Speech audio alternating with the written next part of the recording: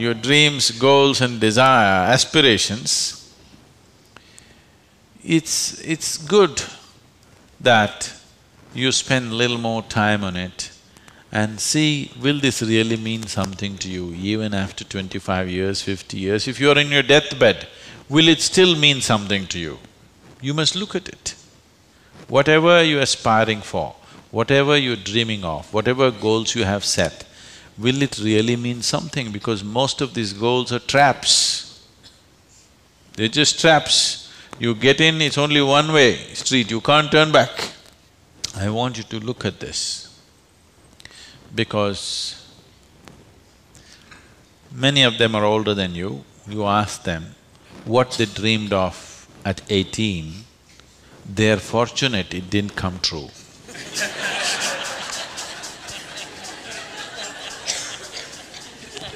Yes or no?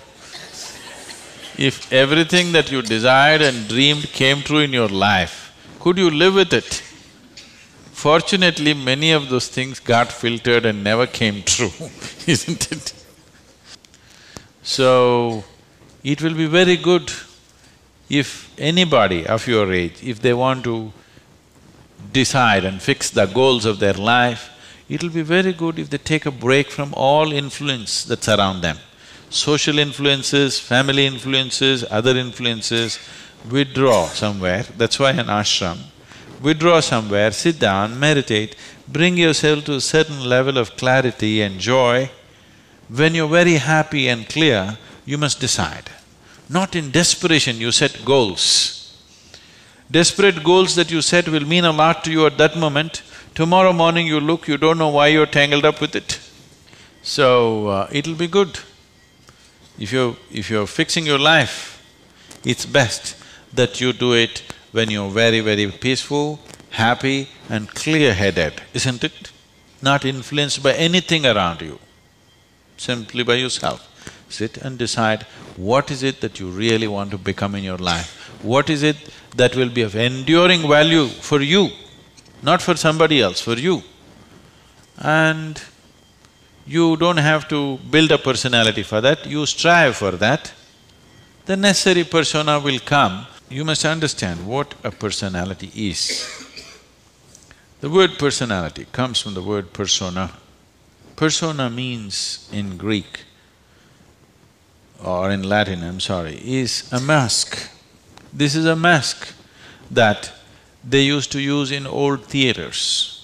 Now the same people will be playing many roles. Let's say Ramayana is happening. You have to play Rama's role also and Sita's role also and Lakshman's role also. For everything there's one mask. You hold this mask and speak like Rama, keep it down. Hold this mask and speak like Sita, keep it down. Hold this and speak like Hanuman and keep it down.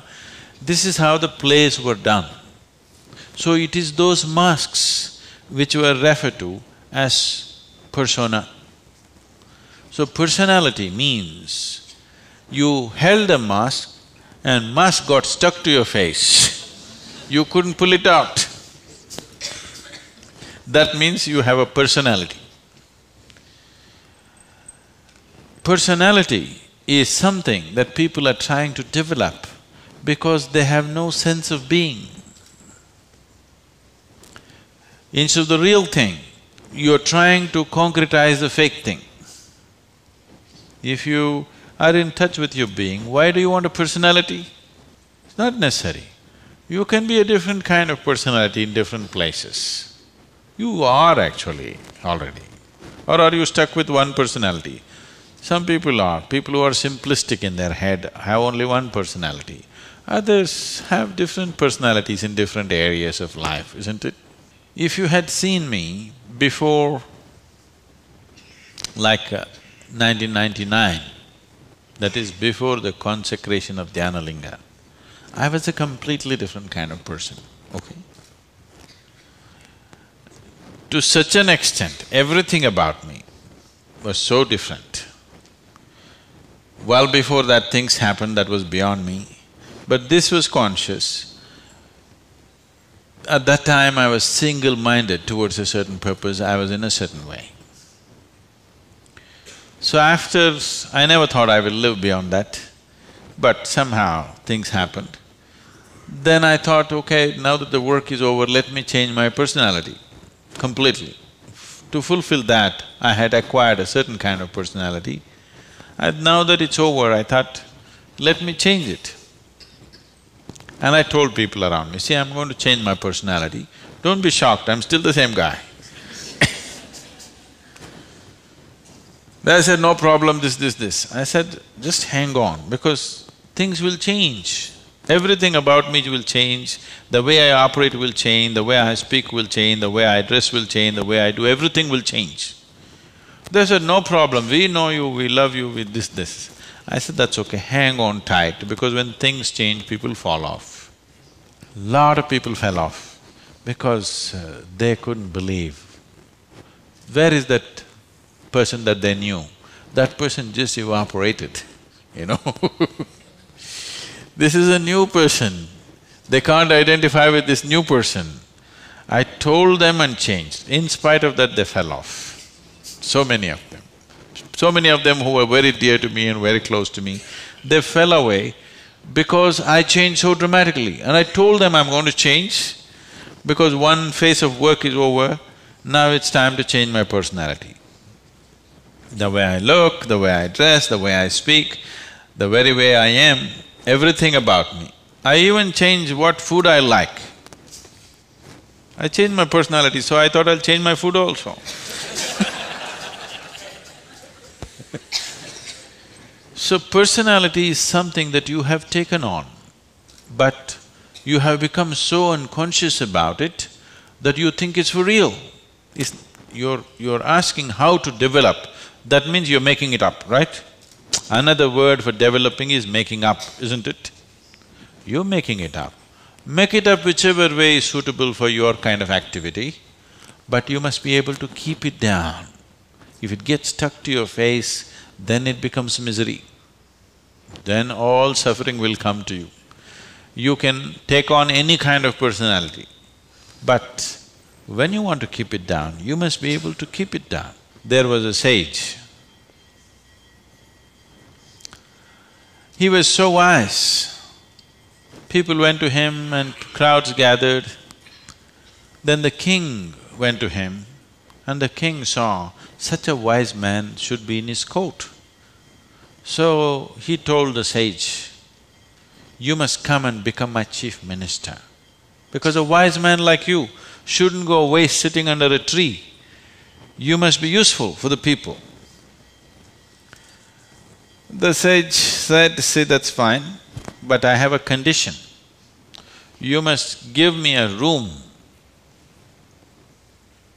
in your palace where I will spend every day 1 hour. You should never peep into that room, you should never ask me what it's about, you should never break into it, nothing. This room should be left unexplored by yourself, your servants, your secret agents and everybody. King thought, that's not a problem. What's the problem with me? You want your room, why do I want to look into your room? Take it. Then whenever any important meeting is to come, this man who's sage, now who's become a minister, so he's wearing appropriate clothes for the palace, but he goes in to this room and locks himself for 1 hour and comes out. A few months and years passed, but then after that, king's curiosity, it even got us to Mars.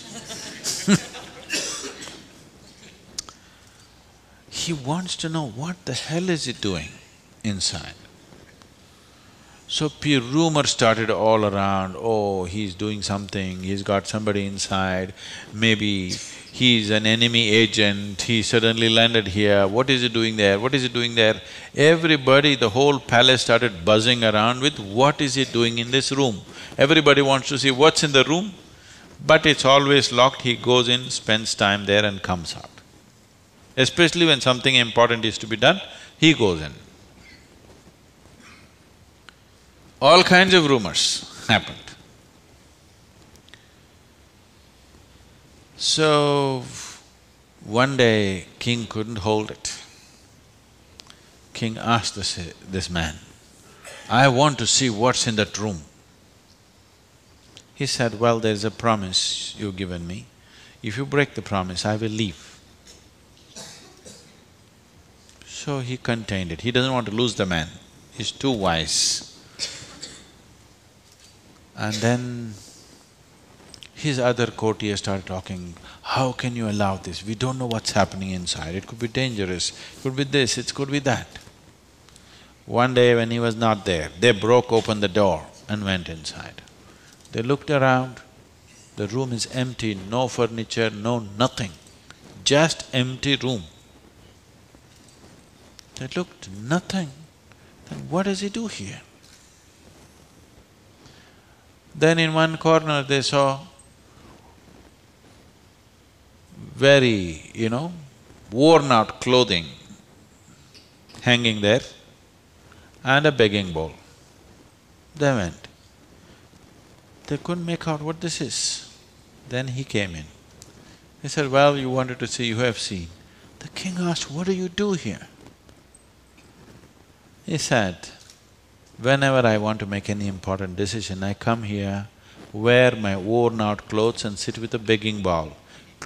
Clearly, that I don't want to be caught up with all the things of the palace. I want my wisdom not to be lost in these clothes and in this jewelry and in this stuff. So I come here, wear those clothes, sit with my begging bowl, make the decisions and then come out. Now you've broken the promise," and he left. So, this is what meditation is for you. Every day when you sit, you strip yourself down. You don't have to do anything about it. If you sit there simply, see, anything that's made up needs constant support from you, isn't it? See, suppose you tell a lie. It needs constant support to keep it up, isn't it? But if something is true, you can even forget it, but it's still there, isn't it? You understand what I'm saying? If something is true, even if you forget it, it's still there, no problem. But if it's a lie, you have to keep it up. Your personality is a lie. Your being, your existence is the truth. You don't have to keep this up. This will be anywhere there. What you make up for the sake of the society, to function in the society, you need a certain kind of makeup. You must be able to keep it down. If you're going to bed fully made up, then something wrong with you.